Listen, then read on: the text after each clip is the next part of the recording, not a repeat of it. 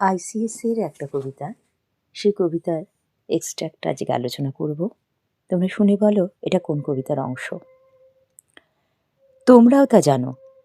তোমরা বলতে এখানে কাদের কথা বোঝানো হয়েছে, কে বা কারা এই কথা বলেছে, তারা কি জানে, জানে বলে তারা কি ব্যবস্থা গ্রহণ করেছে।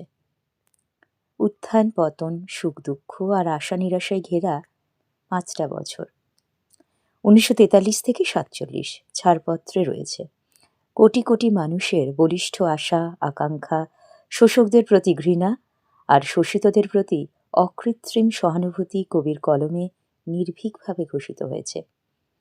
আজকের আলোচ্য সিঁড়ি কবিতাটি এই ছাড়পত্র কাব্যগ্রন্থেরই অন্যতম একটা কবিতা। উদ্ধৃত কবিতাংশটি সুকান্ত ভট্টাচার্যের লেখা সিঁড়ি কবিতা থেকে নেওয়া। তোমরা বলতে এখানে সিঁড়ি বেয়ে যারা নিচ থেকে উপরে উঠে যায় সেই মানুষদের কথা বলা হয়েছে।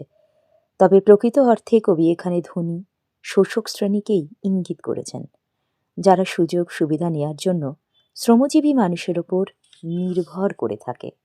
সিঁড়ি কবিতায় সিঁড়ির দল এই কথা বলেছে।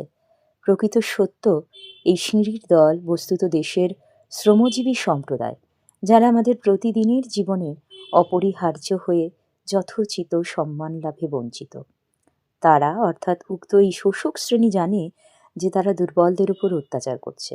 প্রয়োজনে অপ্রয়োজনে তারা কুলি মজুর শ্রেণীভুক্ত মানুষদের সাহায্য গ্রহণ করছে, কিন্তু তাদের চাহিদা পূরণ হয়ে যাবার পর আর তারা উক্ত কায়িক শ্রমজীবী মানুষদের ঋণ স্বীকার করে না।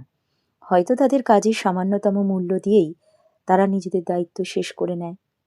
সিঁড়ির দল অর্থাৎ নির্যাতিত শ্রমজীবী সমাজ, এই সচেতন যে উক্ত ধনিক শ্রেণী, তাদের প্রতারণা করে চলেছে যেন।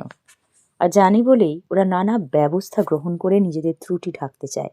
সিঁড়ি রূপে তারা বলে যে প্রতিদিন মানুষের পদধূলিতে তারা মলিন হয়। অনেক সময় সিঁড়ির অংশ বিশেষ ভেঙেও যায়, যাকে তারা বুকের ক্ষত বলেছে।